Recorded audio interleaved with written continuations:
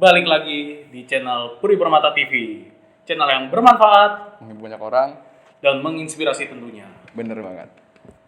Sebelum Video ini dimulai, kita izin dulu nih buat ngelepas maskernya. Takutnya audionya ntar sumber atau gimana. Oke, cepat dulu.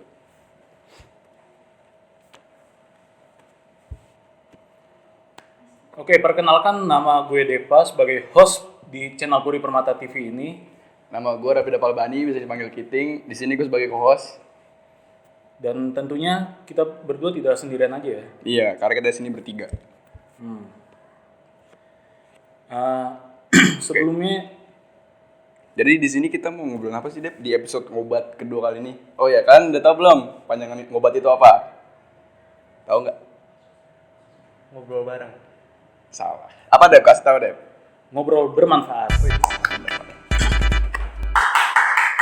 Tepuk tangan.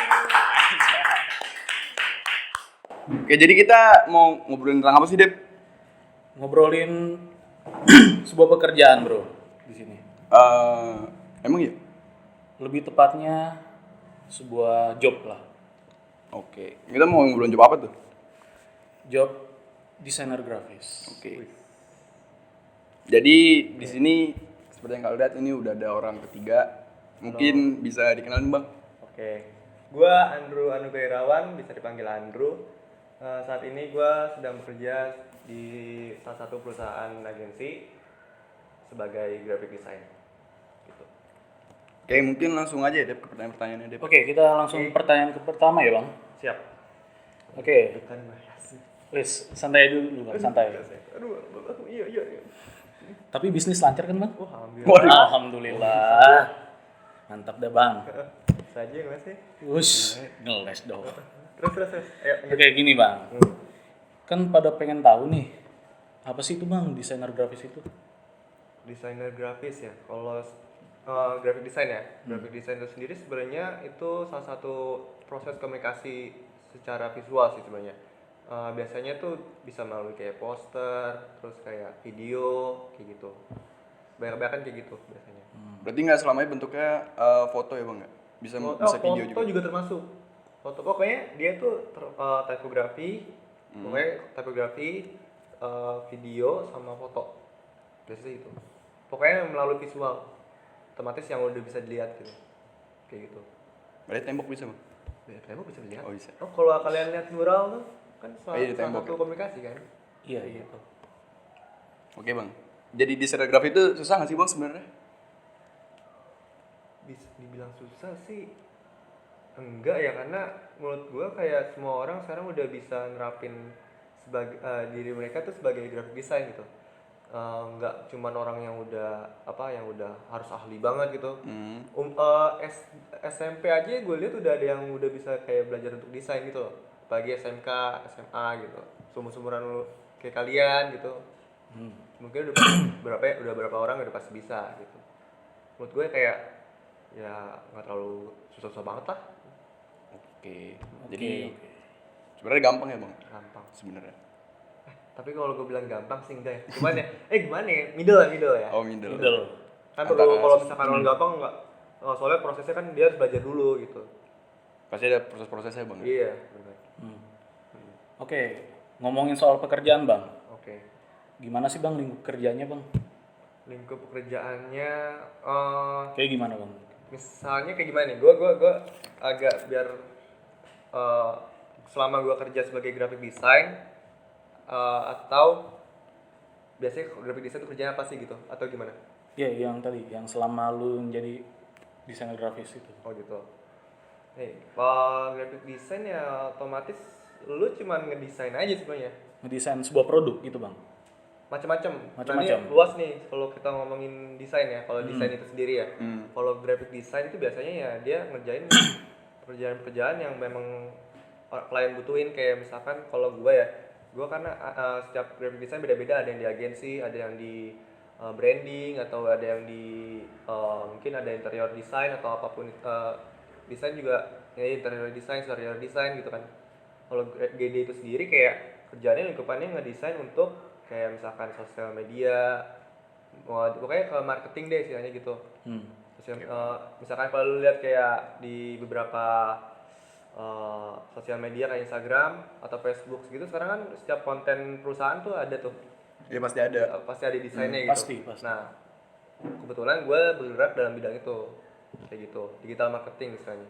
Digital marketing. Paham deh. Alhamdulillah. Paham. Gue nggak paham. Tapi Nggak canda untuk bos. visualnya. Canda bos. Oke, pertanyaan selanjutnya nih.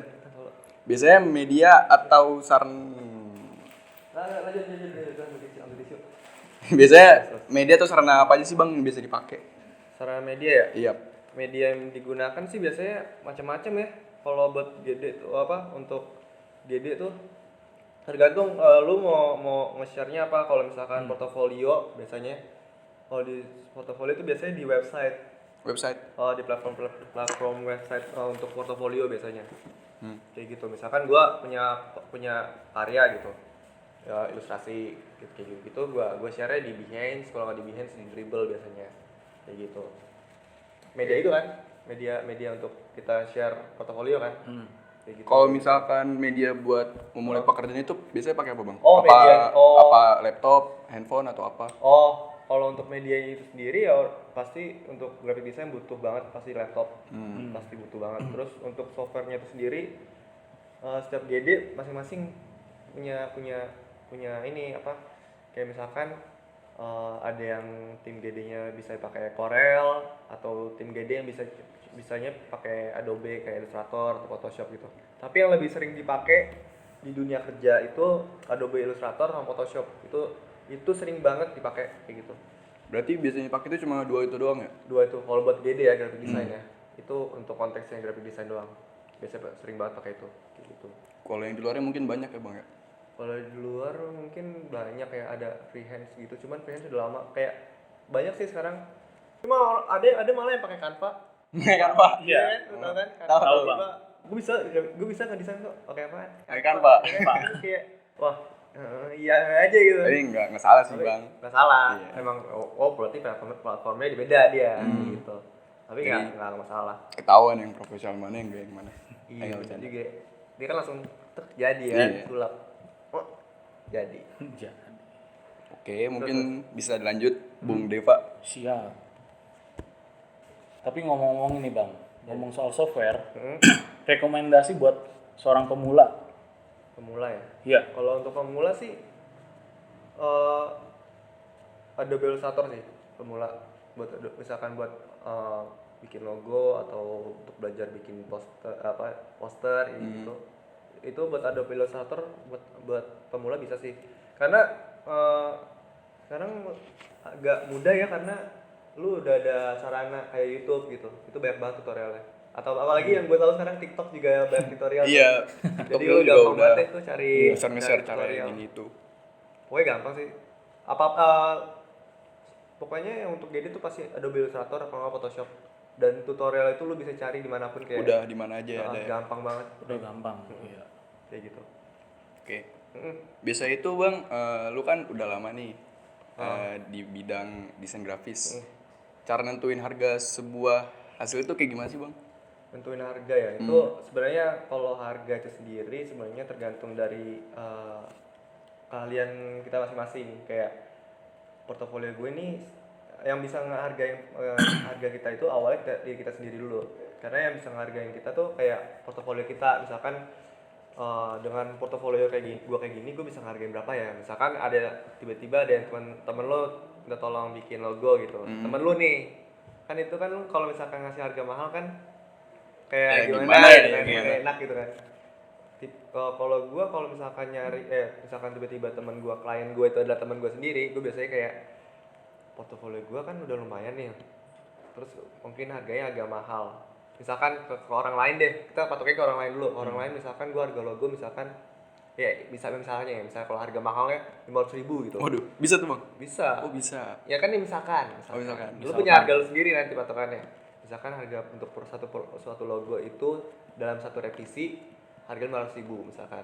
Terus kayak tiba-tiba temen lu sendiri nih minta nih ke lu. Jadi kayak berarti gue nggak bisa ngasih yang Naruh 500.000. harga tinggi. Nggak bisa harga Iya. tinggi. Berarti gue harus ngasih harga setengah harga. Setengah harga itu juga udah lumayan, udah worth it sih. Kayak pasti ntar mereka kayak oh iya juga sih lebih murah kayak yang harga yang pernah gue lihat gitu. Ya mungkin aja bisa gitu pakai setengah harga. Cuman biasanya kalau untuk ke klien ya itu ada 3 cara sebenarnya. Ada tiga Kayak cara? Ada 3 cara. Jadi kayak satu pertama itu eh, perhitungan dalam per jam. Desain Perhitungan lo. dalam per jam. Gimana Misalkan per jam gini. Gua dalam satu hari ini gua ngerjain untuk logo itu membutuhkan waktu berapa lama. Misalkan gua ngerjain selama misalkan oh berarti hari ini gua udah mulai ngerjain dari jam misalkan udah 8 jam deh. Jangan jauh-jauh deh. Misalkan 4 jam gitu. 4 jam. 4 jam. 4 jam. Dan 1 jam itu kita udah hitung nih. 1 jam 100.000. Misalkan 1 jam 100.000 berarti untuk logo ini kelar selama 4 jam itu totalnya 400.000. Ada yang kayak gitu hitung-hitungannya. Lumayan juga bang ya. Lumayan. Karena ada positif negatifnya sih kalau misalkan kayak gini. Kalau misalkan pakai per jam. Menurut gua kalau misalkan positifnya pakai Per jam. Iya, kalau pakai per jam itu keuntungannya waktu lu nggak akan terbuang sia-sia dan itu menghasilkan. Ngerti nggak? Karena per jam lu selalu dapat duit gitu loh istilahnya. Tapi kekurangannya satu paling ya lu nggak bakal bisa ngerjain berapa project nggak bisa ngerjain project itu sekaligus gitu loh.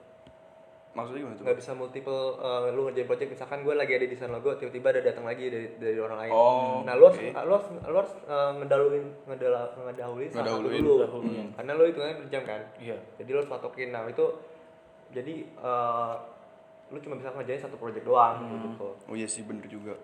Berarti kliennya harus inden dulu ya intinya. Apa gimana bang? Nggak Indian tuh nggak perlu sih kayaknya. Ini kan kalau misalkan kita sama klien tuh harus langsung kayak tektokan gitu loh. Oh, Jadi lu sama klien tuh harus langsung tektokan gitu. Nggak mungkin lu ngerjain tanpa orang klien harus nggak tahu kerjaan lu dari mana. Iya nggak sih? Iya bener. iya juga ya. Kayak gitu. Yang kedua gimana tuh bang? Apa tuh? Yang tadi kan ada 3 cara. Oh iya, yang Yang kedua. gue belum jelasin dua-duanya ya. Terus, nah yang kedua itu ada hitung biasa. Nah yang kedua ini per page, Per page. per lembar, istilahnya gitu. Nah per lembar ini hitungannya tuh kayak misalkan desain logo biasanya bisa per lembar sih. Cuman karena misalkan desain logo satu lembar satu worksheet ya itu hitungannya ya satu lembarnya itu misalkan kita patokin 300.000 Satu lembar tuh. satu lembar. Wow. Tapi dengan cara kayak gitu dengan satu lembar itu keuntungannya lu bisa natokin harga tembak lu semau lu Semau kita. semau kita. Cuman harus dipikir lagi kalau pakai metode kayak gini itu kurangannya lu nggak bakal tahu visualnya yang dimauin klien kayak gimana. Tiba-tiba satu lembar tuh harus banyak banget gitu loh. Kayak lu harus banyak tenaga buat ngedesain itu. Tapi dengan harga deal-dealan lu dari awal tuh murah gitu. Iya jadinya malah gimana gitu ya. Iya, jadi kalau Kitanya. misalkan per page itu biasanya patokin pakai harga tinggi.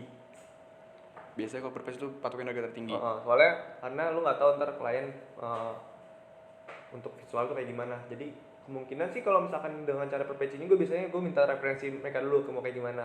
Atau kalau misalkan referensi dari gue sendiri juga bisa kayak gitu.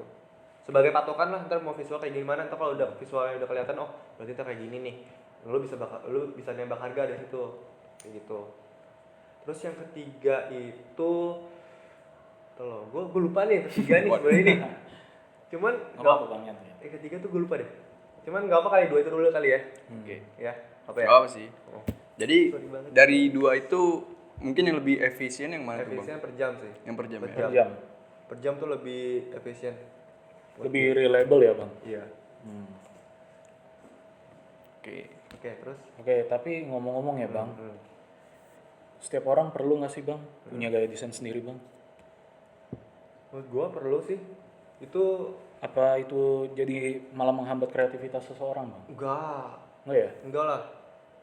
Ciri khas tuh perlu sih buat setiap graphic design apalagi buat ilustrator ya. Itu penting banget sih. Ya, jadi ciri khas tuh media buat lu ngedukung lo. Oh, gue tahu nih orang ini stylenya soalnya pernah. Oh, gue tahu style kayak gini nih. ini pasti ini kan, pasti kayak gitu biasanya kalau orang tahu tiba-tiba. Udah kegambar ya? Udah ada ikonnya, ikoniknya. Oh misalkan si A nih ilustrasinya agak yang begini-gini nih, gue terkenal nih dia nih gitu loh. Buat graphic design tuh lumayan sih. Jadi emang setiap orang mungkin ya sebutunya aja lu perlu ciri khas atau enggak. Soalnya ya untuk nyari jati diri karya itu agak susah sih menurut gue. Jati diri. Tapi perlu sih menurut gue kayak gitu. Perlu ya. Itu juga bisa itu ya, menghindari dari copyright ya bang. Nah itu juga kayak gitu-gitu sih kemungkinan bisa lu bisa menghindarin dari copyright juga pastinya kayak gitu. Oke, understand. Jadi begitu tuh secara nggak langsung bisa narik orang ya ke kita ya? Bisa aja. Iya. Banyak sih orang kayak yang tiba-tiba orang lain tertarik gitu karena ciri khasnya kita kayak gitu. Pasti banyak banget Oke. kayak gitu. Oke, ini pertanyaan terakhir bang. Paling terakhir dari channel ini bang. Ada sedikit tips gak bang buat para pemula atau baru yang Yang orang-orang baru pengen masuk Nah, gitu ke dunia gitu, Bang. desain grafis. Oke. Pokoknya untuk kalau misalkan lu pada mau masuk jadi graphic design, pokoknya pertama tetap semangat. Tetap semangat. tetap semangat. Terus yang kedua, lu niat untuk lu belajar graphic design ini sebagai profesi lu nanti gitu. Karena GD menurut gua kayak lingkup kerja itu lumayan luas kayak gitu. Terus yang ketiga, jangan putus asa. Jam susah bang. Jangan putus asa. Jangan putus asa. Ntar lu tiba-tiba udah masuk GD ya kan, tiba-tiba kayak anjir ini gue harus ngapain gitu. Oh. Gitu, susah. Pokoknya 3 itu sih. Oke. Jadi setelah wawancara yang agak lama dari Bang siapa sih? Bang Andrew siapa ini, tadi? kesimpulannya sebenarnya itu masuk di dunia desain itu sebenarnya nggak susah-susah banget, asalkan punya niat, terus apalagi deh Dan jangan lupa jangan putus asa pokoknya. yang putus asa, bener banget sih. Putus asa. Oke, mungkin segini aja kali ya. Iya kali udah segini aja. Kelamaan ya? Waduh. Oke, terima kasih buat Bang Andrew nih yang udah nyempatin waktunya mau berbagi ilmu. Siap. Oke, mungkin para penonton punya ide ya, mungkin aja komen gitu di kolom komen, misalkan Reputa dong undang ini Pak RW, Pak RT Komen. gitu. Apa mungkin punya usaha gitu tapi belum punya logo, aduh bingung nih logonya, bisa hubungin sini. Dapat duit kan kita? Dapat duit kan? Kan promosi. Amplop. Pastilah. Oh pasti itu. Baik banget kan? Oke. Sekian dari kami. Dan jangan lupa untuk tekan tombol jempol ke atas dan subscribe channel Reputa TV dan follow Instagram kami yang ada di sini. Permata TV woi. Permata Dan TV. Puri Permata TV juga, jangan lupa. Oke, jangan lupa juga nih share ke teman-teman kalian Ya, biar melalui rame. sosial media Anda. Oke. Oke, demikian ngobat episode kedua kali ini. Ngobrol hebat. Ngobrol bermanfaat. Oh iya. Oke. Oke mulu. Oke.